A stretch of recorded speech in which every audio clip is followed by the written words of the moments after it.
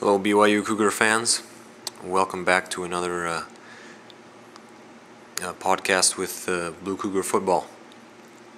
We're talking the BYU Weber State game tonight. Sorry it's coming a little later than normal. I like to wait at least a couple of days to let the game really set in and not give a knee-jerk reaction on this. And have some other things come up that slowed me down tonight. Or this week. But this is Weber State. I know we're really starting to look towards Utah now, but just to recap Weber State, some of my thoughts and impressions from that game.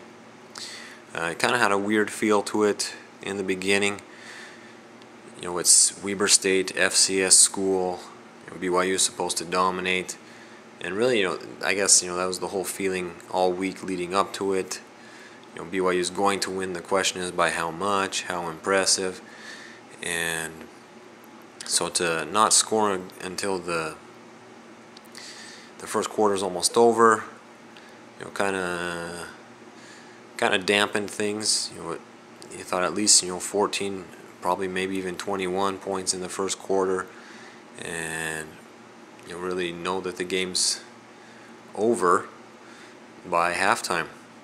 And I mean, the game was over at halftime, but it wasn't. Yes, we can totally self-destruct in the second half, and they're still not gonna come back and win. It was just 21-0, but by the final score, we saw our backups were scoring on them, and BYU was the superior team, as they should have been. And I really think what it boils down to is BYU is really being conservative. The coaches are with their play calling and with just not wanting to give future opponents like Utah and Boise State coming up the next 2 weeks a whole lot of game film to prepare for. Riley Nelson started to talk about it after the Washington State game, and you even kind of got that feeling in the second half of the Washington State game where BYU kind of just played close to the vest and didn't care too much if they got touchdowns in the second half. Field goals were good enough. They knew that the way Washington State was playing, they weren't going to come back and win. And that's really the way it was with this game. I mean, so, and I know Weber State, they were playing with a lot of emotion. It's playing Weber State was a little bit different than playing another FCS school, say I don't know, one from Texas or one from somewhere else in the country, because there's a lot of guys from Utah that wanted to go to BYU, that played with these guys from BYU, so they were more emotionally invested in it and probably gave BYU more of a fight than some other FCS school would have. With that being said, I mean, you really just wanted to see more offense sooner, and because still by halftime the stats were nice. Rushing, Elisa and Nelson, they both averaged 6.3 yards a carry. BYU had 68 yards rushing, which would have been about 140 for a game if you take it half by half, and that's not bad.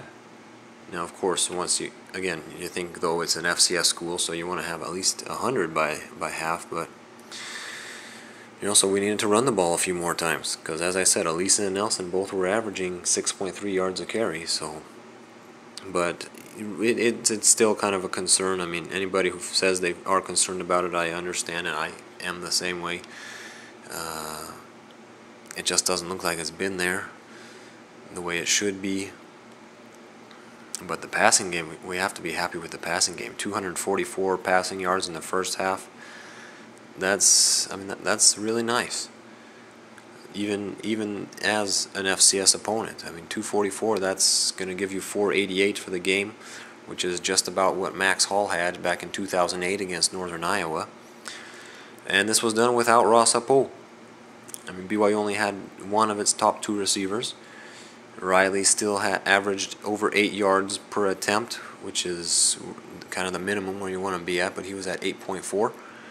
So the passing game compensated for it, and that's it's not bad. But again, it's not. I would, if I were the players, if I were the coaches, I would not try and sweep this under the rug, but I would say, we got to work on this stuff. Which I'm kind of happy the game went this way, because even though Utah did lose to Utah State this weekend, kind of with the way the game went, I think the players, they understand that they got to play better. They can't just show up and beat Utah just because they're 2-0 and now Utah's 1-1.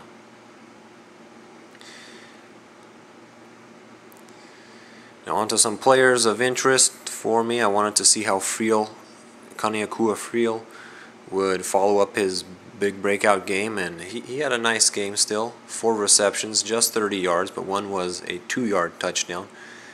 So I mean, he still had a presence, and that was good.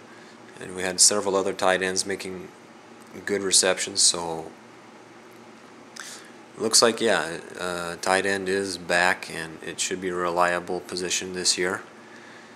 Alex Caressa, he was the biggest one on offense, though.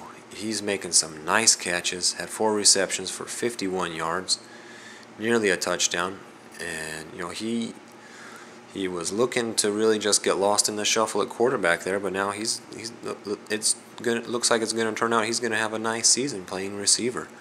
He's got talent, he's making catches, and I'm happy for him, and he's going to be an asset to the team. I really thought Dylan Collie would have the role that Caressa's taken on, so that's big props to him. That's saying a lot. On defense, I liked what I saw from Bronson Kafusi. This guy, I think he's going to be really good. He's just barely back from a mission, and he didn't get much time at the end of the game there, but in the little time he had, he made 3 tackles and 1 sack. So those are my thoughts, and I'm looking forward to a great Holy War. Go Cougars.